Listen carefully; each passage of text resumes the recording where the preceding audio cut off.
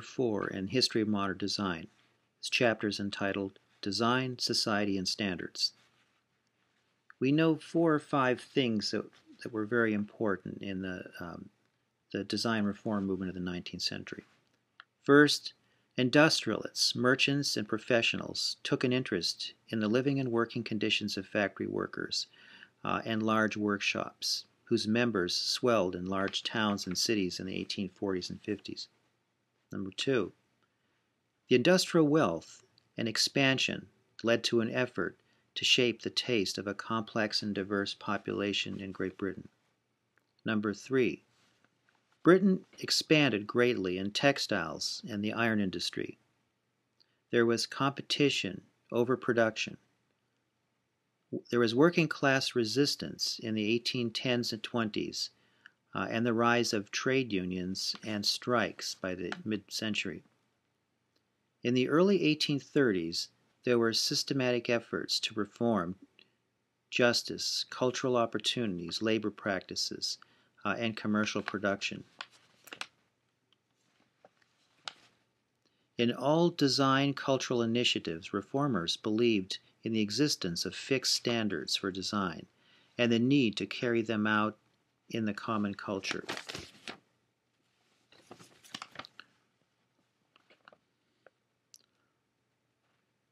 Augustus Pugin was an important symbol of this design reform movement. He worked on the design and interior decoration for the Houses of Parliament. The Houses of Parliament burned in the early 1830s, and they were rebuilt in the 1840s and 50s by Barry and Pugin in a perpendicular Gothic style, as we see here. Westminster Abbey was spared, but the Houses of Parliament, by and large, had been destroyed in the fire. Pugin wrote a book to reinforce his attitudes in architecture and decorative arts. He wrote a book called The Principles of Gothic Architecture and looked at painting and sculpture as embellishments of architecture. They would be subordinate to architecture, and he used the High Gothic standard as the most excellent. And then in 1841, he wrote a book called The True Principles of the Pointed or Christian Arch. True Principles of the Pointed or Christian Arch. And 2 major points were made. Number 1, no features of a building that are not necessary for convenience, construction, and propriety should be emphasized. Number 2, all ornament should enrich the essential construction of a building. And then in 1850, we find that Pugin was involved in more and more objects. We're looking at furnishing fabrics from 1850 that were made for Westminster Abbey, the various rooms in Westminster Abbey. This was designed by Pugin for Frederick Crace and Sons. Woven silk brocatelle. We see motifs with an ogival form based on the shapes from Gothic architecture. John Hardman of Birmingham and Crace of London were the leading decorative firms that were selling his pieces. The quatrefoil lobe forms are very common. We find these in Gothic art. They produce symmetry, flatness, and they define the contours. The fleur-de-lis, lily of the fields, the pomegranate, are European decorative forms that he used, which are associated with medieval ornament. The palace at Westminster had conference rooms, committee rooms, dressing rooms that were redecorated by Pugin's firms. Pugin's objects were designed for public buildings and parish churches, but also there was jewelry and wares and fixtures for consumers. Here we see the umbrella stand using John Hardiman's Birmingham foundry and factories.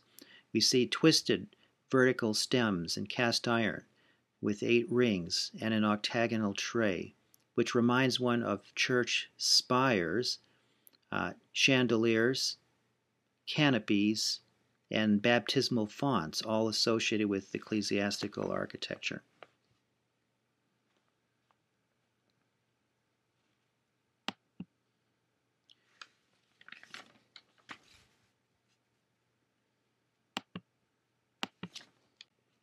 This is the famous tea set that was submitted to the London Society of Arts in 1846, a competition for the production of objects of everyday use. The tea set won a silver medal, and this was an early initiative of Henry Cole and the Cole Group. Cole, in fact, was the manager of Felix Summerlee's art manufacture. This was the first of many manufacturers who wanted to bring art and industry together. The company created this tea set, and then it went into for exhibition. Then it went into production. Cole wanted to create his bone china set. He rigorously researched the design and style of the service. He studied ancient Greek earthenware at the British Museum. He also contracted with Herbert Minton of Minton and Company, the major ceramics manufacturer in Britain at this time. He contracted with them to produce wares for the company. Cole went to Minton's factory to observe the manufacturing process. For the award-winning tea set, he had spent 3 days at the factory watching the throwing, turning, and molding of the set. He said that he wished to produce an article combining, quote, as much beauty and ornament as was commensurate with cheapness, end of quote. He was concerned with the practicality of being able to pour from the milk jug at both angles, right and left, which required only a motion of the wrist, while the usual method needs lifting of the arm. And he said the plate is smaller than usual in the rim because much size in that part is really unnecessary. So he was focusing on an design object being both functional and beautiful at the same time. Summerlee's art manufacture was run by Cole in order to give consumer household products, and ceramic wares, metal utensils, and glasswares and furniture that would combine historical styles, current industrial technology, and the creativity of the fine arts.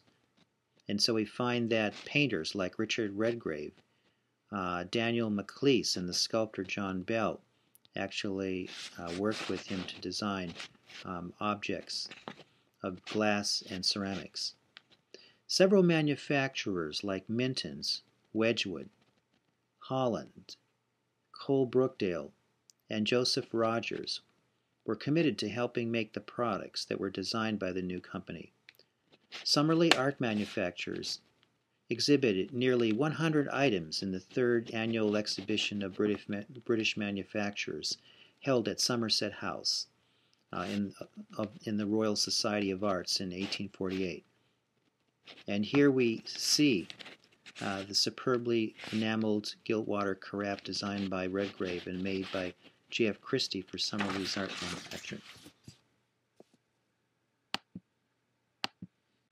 When we look at Richard Redgrave's Wellspring vase of 1847, we see a well-designed carafe form which is actually painted with reeds.